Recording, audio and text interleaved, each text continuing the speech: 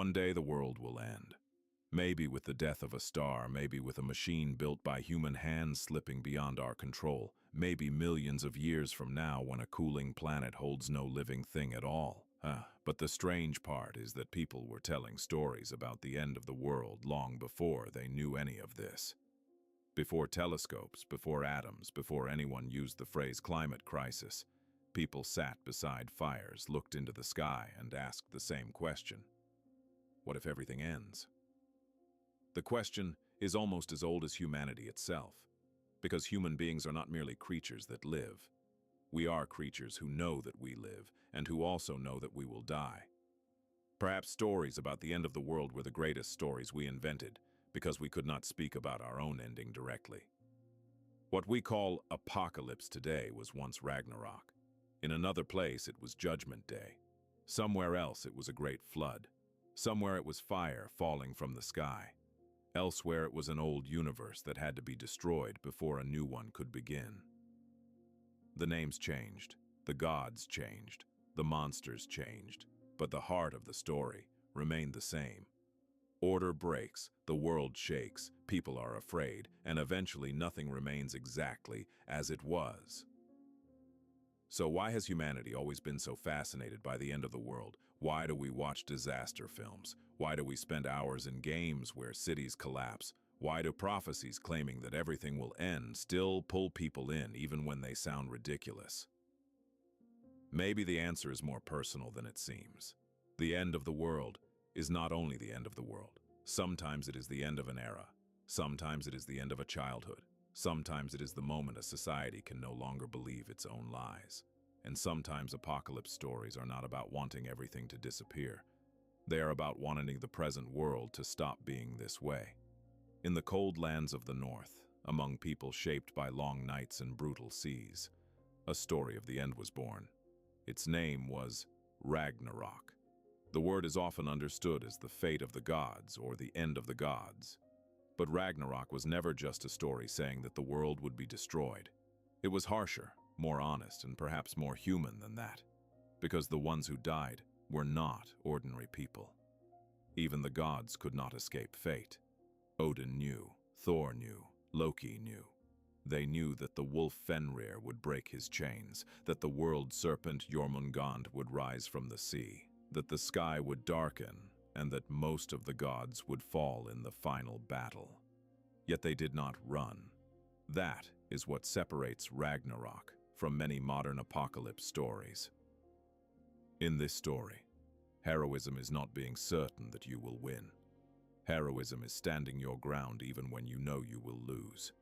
Odin knows that Fenrir will swallow him.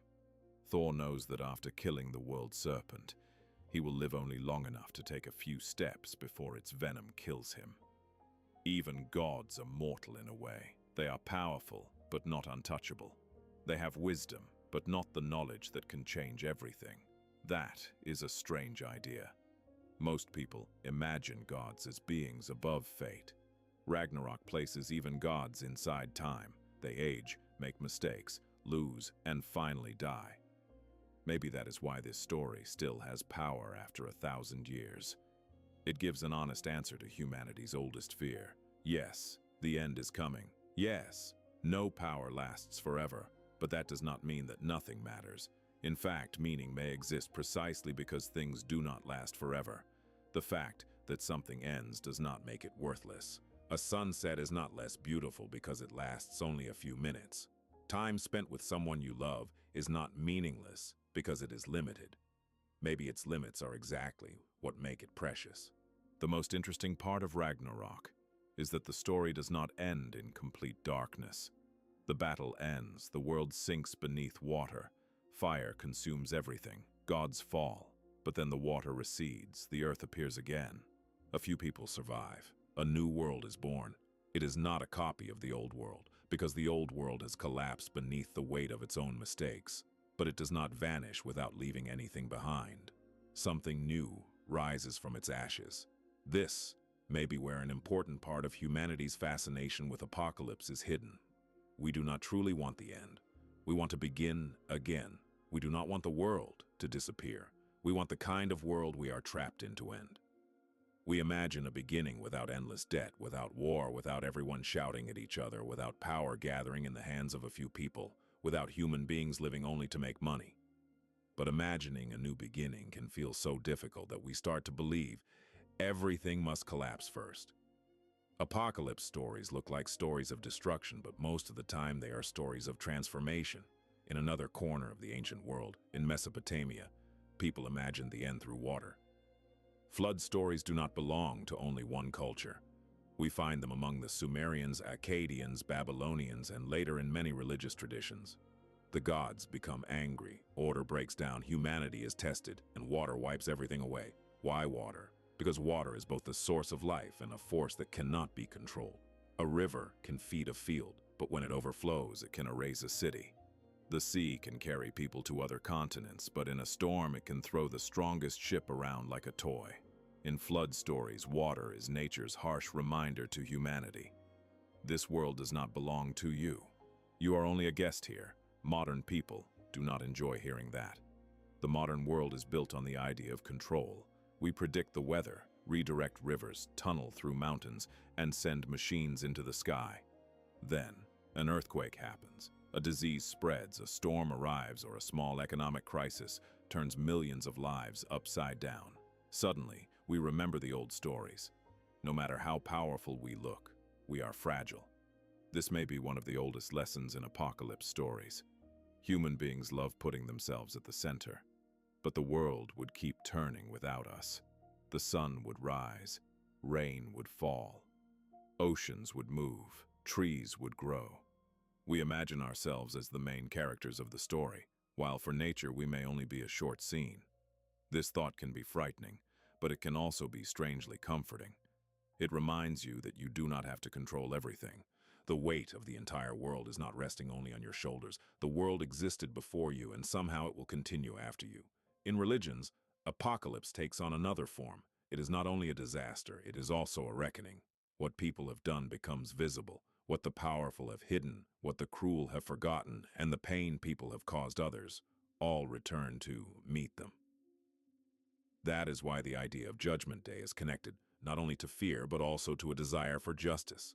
In the real world, justice is often incomplete. Bad people sometimes win.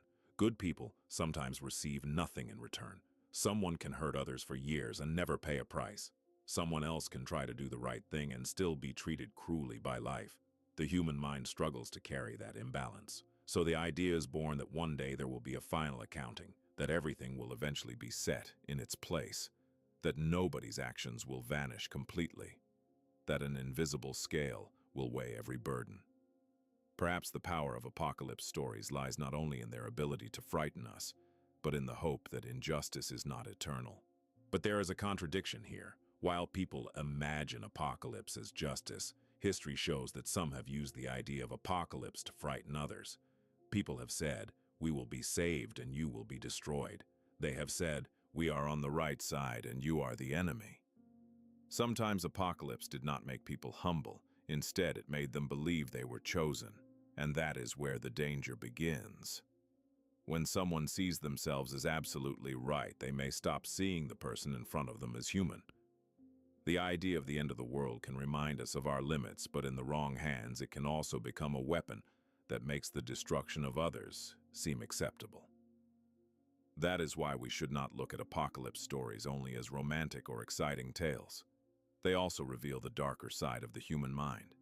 The thought of an ending can make a person responsible, but it can also make them avoid responsibility by saying, "Everything will end anyway." Today, apocalypse is no longer only the subject of sacred books, legends, or ancient stone tablets. It is everywhere. It is in the news, films, television shows, games, and social media. One day we hear that artificial intelligence will control humanity. The next day we hear that the climate crisis has reached an irreversible point. Then we see stories about an asteroid that might approach Earth. After that comes fear of nuclear war. We lived through a pandemic, and millions of people saw for the first time how easily ordinary life can break apart. We saw store shelves empty. We saw cities close. We saw people forced to stay away from one another. For a long time, modern people watched apocalypse on screens. Then suddenly, we lived through something that felt like a small rehearsal for it. Maybe that is why apocalypse stories no longer feel as distant as they once did. But there is something we must notice. The word apocalypse is used so often now that it can lose its meaning. Every crisis is presented as the end of the world. Every new technology is announced as either humanity's salvation or humanity's destruction. Some people search for a massive hidden plan behind every event. Consuming disaster news every day keeps the mind in a permanent state of alarm, and a person who lives in permanent alarm cannot think clearly. Fear attracts attention. Fear gets shared. Fear keeps people tied to screens. A headline saying, "Danger may be coming," will never pull people in as much as a headline saying everything is about to end. The human mind is already prepared for this. We remember one terrifying piece of news more strongly than 1,000 good ones. For our ancestors, noticing danger was a matter of survival. Ignoring a sound in the forest could have meant death. Today, our brains still run on that old alarm system, but the forest has been replaced by screens. Every notification feels like a rustle in the dark. Every story feels like a possible threat. Without noticing, we consume the end of the world in small pieces every day. Maybe the greatest apocalypse of the modern age is not a disaster that will truly happen. Maybe it is people becoming so used to expecting disaster that they forget how to live an ordinary day. So why do we still return to these stories? Why do films about the end of the world sometimes feel more powerful than romance, comedy, or ordinary drama? Because apocalypse suddenly places the small problems of life in a different scale. There are things that exhaust people in everyday life. Work stress, money, exams, family pressure, social media, fear of failure, and the opinions of others.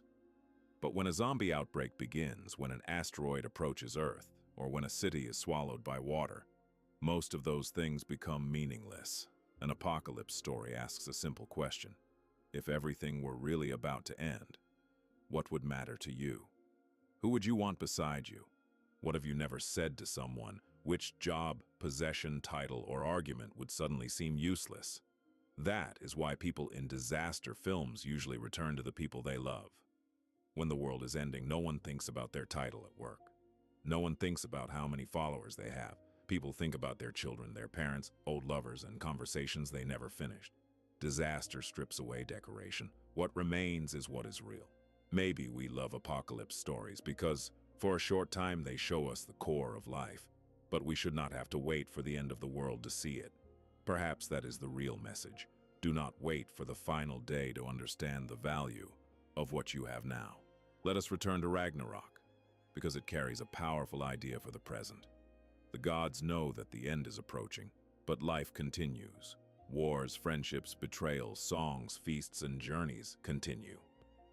That is very much like our own lives. We all know our own small Ragnarok. We know our health is not endless. We know the people we love will not always be beside us. We know our cities, jobs, friendships, and relationships will change. We know that one day we ourselves will not even be the person we are today. Yet most of the time we stay busy so we do not have to think about it. Thinking about endings feels heavy, but perhaps maturity is not running from this knowledge. Perhaps it is learning to live with it. Knowing that death exists does not destroy life. Sometimes it makes life sharper, more real, and more valuable. Knowing that time is limited can create pressure to do more, but seen clearly, it can also give us direction. Knowing you cannot do everything helps you choose what you truly want to do. Knowing you cannot please everyone helps you live according to your own values. Knowing that no day will return helps you pay closer attention even to moments that seem ordinary. Apocalypse stories are not only about death, they are also about choice. If something will end, what will you do before it does? Ancient people looked for apocalypse in the sky, in signs, stars, eclipses, and comets. The sky was unknown to them. Today we understand the sky better. We know how planets move, how stars are born and die, and what asteroids are. But the unknown has not disappeared. It has only changed direction. Now we look for apocalypse in systems we created ourselves. Algorithms, laboratories, weapons, economies, and information networks. Ancient people feared the power of nature. Modern people fear their own power. We have created weapons that can destroy cities with the push of a button. We have used enough resources to affect the planet's climate. We have built systems that can spread information to billions of people in seconds. And this power brings back an ancient question. Is our power growing faster than our wisdom? Maybe that is the heart of modern apocalypse fear. Once, humans were weak against nature. Now humans are powerful enough to harm nature and themselves. But having power does not mean knowing how to use it. Imagine giving a sharp knife to a child. The knife is not evil, but it is dangerous if the person holding it does not know what they are doing. Technology is like that. Artificial intelligence is like that. Nuclear energy is like that. Genetic science is like that. None of these things is automatically a devil, and none is automatically a savior. The real question is this: how mature is the human being using them? How honest? How greedy? How afraid? How merciful? History shows that while the tools in human hands change, some things inside us change very little. Fear, ambition, love, jealousy, solidarity, the desire for power, and the need to belong. Maybe apocalypse is not the day machines attack us. Maybe it is the day people use great power through the lens of their own fear. This is also why apocalypse stories are so often filled with monsters. Giant wolves like Fenrir, dragons, sea serpents, demons, zombies, aliens, mutants. They look like enemies from outside, but most of the time they are fears inside us given a shape. Fenrir is chained because he represents power that cannot be controlled. Loki represents chaos. Zombies represent crowds that have lost their identity. Alien invasions represent fear of the unknown.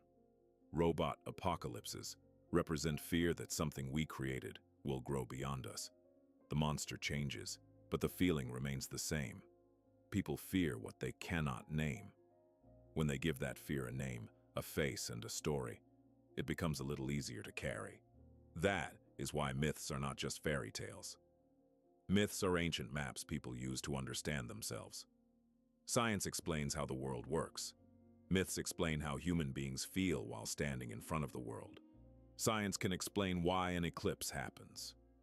But to understand why darkness in the sky made people uneasy, why they saw it as a sign, we need myths. Science and myth do not have to be enemies. One tries to understand the universe outside us. The other tries to understand the universe within us. The problem begins when we put myth in the place of science, or when we assume science alone can explain every human feeling. Human beings are not only creatures that calculate. We are creatures that search for meaning. That is why old apocalypse stories continue to live even in the most advanced cities. People still look for signs. They still want to find meaning behind complex events. They still ask, why is all of this happening? Sometimes there is no answer. Sometimes a disaster is simply a disaster. Sometimes illness, an earthquake, loss, or war does not happen because someone deserved it. This is difficult to accept. The human mind does not like randomness. If we believe everything has a reason, a plan, or a message, we feel safer. But life is not always orderly. Perhaps courage is not hiding inside a story that explains everything. Perhaps courage is accepting that some things cannot be explained and still remaining good. The heroes of Ragnarok do this. They know their fate and they still fight. Their battle is not only against an enemy, it is against hopelessness. Sometimes a person's greatest defeat is not dying, it is believing that nothing can change and giving up the struggle. Maybe this is what many people feel today.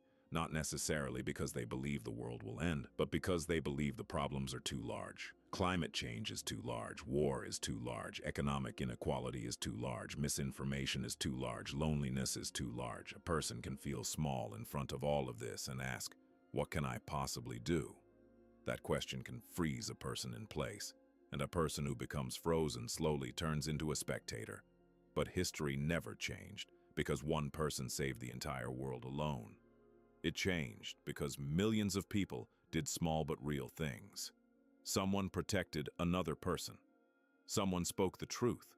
Someone refused to stay silent in the face of injustice. Someone raised a child with compassion instead of fear. Someone chose not to abuse the power in their hands.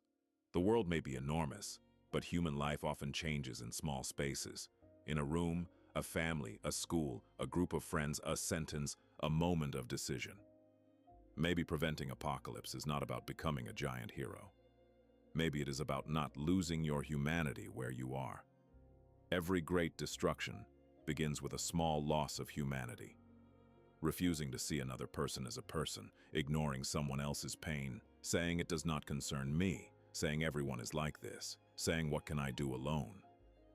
These are small sentences, but great darkness can grow out of them. The idea of apocalypse can also be comforting, strange as that may sound. If everything is going to end, some people feel they can escape the weight of everyday life. Exams, work, expectations, failure, social pressure. For someone unhappy with their life, the end of the world can sometimes mean the end of the system that has trapped them. That is why people sometimes approach disaster news, not only with fear but with a strange curiosity. They do not truly want suffering. They want their feeling of being trapped to end. They want the system that makes them invisible to change. They want the cycle that swallows them every day to stop. But transformation does not require everything to burn. Sometimes opening one small door in your own life is enough. Applying for another job, speaking to someone you have not spoken to in a long time, asking for help, leaving a habit behind, learning something new, moving away, or breaking a routine for even one day. Great changes do not always begin with explosions. Sometimes they begin with quiet decisions. Apocalypse films show giant explosions, but in real life, a person's world often ends quietly. You wake up one morning and childhood is over. A phone call comes and you learn that someone is gone. A relationship ends. You move away from a city. A friend is no longer part of your life. One day you look in the mirror and realize that an idea you carried for years was never truly yours. These are small apocalypses. But every small apocalypse also brings a new world with it. Human life is made of such periods. An old version of you remains somewhere behind, and another one is born. This is frightening, because you lose what is familiar. But what is familiar is not always good. Sometimes people stay inside things that harm them, simply because they are used to them. That is why the idea of an ending can be freeing. Accepting that something can end means accepting that something else can begin. In Ragnarok, the world is destroyed, but a new world rises afterward. This was not a naive story of hope. The people who told it knew how hard life could be. They knew cold, hunger, war, and loss. Still, they placed a small light at the end of their story. Maybe people have to do that even in the hardest times. It is difficult to live believing in a completely dark ending. Hope is not blindly believing that everything will be fine. Hope is believing that even while things go badly, there is still a right thing to do. Sometimes hope is not a guaranteed result. It is a choice of attitude. It is trying to be better even when you know you cannot fix the whole world. It is trying to remain calm while everyone is afraid. It is trying to understand when everyone else hates. It is staying beside someone when everyone else runs. These things may look small, but in times of collapse they are enormous. Civilization is not first about skyscrapers, screens, or money. It is about how people treat one another. A society is not advanced only because it has fast internet. It is advanced because of how it treats its weakest people. Children, the elderly, the sick, strangers, animals, the poor, and people who think differently. If we forget these things, the world may remain physically standing, but it has already begun to end from within. Maybe that is what apocalypse truly is. Not fire falling from the sky, but people becoming completely numb to each other's pain. A world with knowledge but no wisdom. A world where everyone speaks but no one listens. A world where everyone is connected but no one feels that they belong. In such a world, buildings may still stand, stores may still be open, and planes may still fly, but the world inside people may already have collapsed. That is why apocalypse stories force us to look not only at the future, but at the present. What are we losing right now? What has become so normal that we no longer notice it? What have we accepted even though we should never have accepted it. Perhaps the end of the world will not arrive suddenly. Perhaps it will come slowly, through small compromises, small silences, and small acts of surrender. And perhaps the way to push it away is not waiting for a great hero, but choosing differently in those small moments. When a person speaks constantly about apocalypse, they are often not only afraid of death, they are afraid of uncertainty. Death can be terrifying, but uncertainty can be even harder. When will it happen?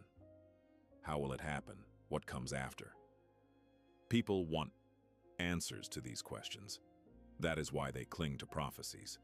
That is why they believe in exact dates. That is why they listen to people who say this will happen on this day. Even if the answer is wrong, a clear answer can feel easier to carry than uncertainty. But life is not clear. None of us knows next year, next month, or even tomorrow completely. This is not a flaw. It is the nature of life. If we knew everything in advance, choice would lose its meaning. Surprise, discovery, courage, patience, mistakes, learning, all of these would disappear. Uncertainty is frightening, but it is also possibility. There are bad possibilities, yes, but there are good possibilities too. There is the possibility that something can change. The possibility that people may do unexpected good. The possibility that the world may prove more resilient than we think. The possibility that your own life may move in a direction you cannot imagine today. Apocalypse stories tell us that endings are unavoidable. But life reminds us that everything before the ending is still open. Maybe that is why we love stories about the end of the world. They draw a boundary for us, and when there is a boundary, the time inside it becomes more meaningful. If we believed we had infinite time, we would never begin anything today. We would postpone everything forever. But when we know time is limited, the chance to say now appears. Now I will say it. Now I will try. Now I will stop letting fear control me. Now I will stop building my life around other people's approval. Now I will show the people I love that I love them. These sentences may seem small, but a person's real apocalypse is often letting life pass without ever living the life they wanted. Sometimes people want to save the world while neglecting their own lives. Sometimes they think about every great problem and fail to see the person crying beside them. Sometimes they prepare for disasters in the future and miss the beauty of the present. Of course, we should care about the world's problems. Of course, we should be aware. Of course, we should not ignore danger. But fear cannot be the only voice in life. Awareness of apocalypse and love of life must walk together. We should not love the world less because it is fragile. We should protect it more. We should not love people less because they are mortal. We should love them more carefully. We should not say that because time is limited, nothing matters. We should act for what truly matters to us. Perhaps this is what Ragnarok whispers to us today. Do not deny that endings exist, but do not let the existence of an ending steal the value of the moment you are living. An ending is not always only destruction. Sometimes it is the end of an old fear. Sometimes it is the end of a lie. Sometimes it is the end of a life that made you smaller. Sometimes it is the beginning of a more honest world. Humanity has told stories about the end of the world for thousands of years. We told them beside fires, in temples, in books, in movie theaters, and now on phone screens. Maybe we will never stop, because these stories are not truly about the sky. They are about us, how fragile we are, how strong we can become, what we are afraid of losing, and why we continue despite everything. When the end really comes, whatever form it takes, perhaps humanity's greatest question will not be how long did we live. The real question will be, what were we to each other while we were alive? Were we hell for one another, or were we shelter? Cities can fall, empires can disappear. In old stories, even gods can die. But one human hand reaching toward another can still carry meaning in the middle of all that destruction. Maybe a new world will not be born after one great explosion. Maybe it begins every day when one person chooses a little less hatred, listens a little more, or says, how can I help, instead of it is not my problem. Maybe instead of waiting for apocalypse, we can begin rebirth in our own small worlds. Then we may finally understand the strongest part of the old stories. Ragnarok is not only the death of gods, it is a story saying that even the harshest winter cannot last forever. It does not promise that light will return easily, but it protects the possibility that light can return. Sometimes what keeps a person standing is not a certain answer. Sometimes it is only that small possibility. The possibility that something can begin again, even when everything looks finished. And perhaps all of humanity's apocalypse stories are trying to say one thing in the end. Who you are when the end comes will matter, but who you choose to be before it comes matters even more.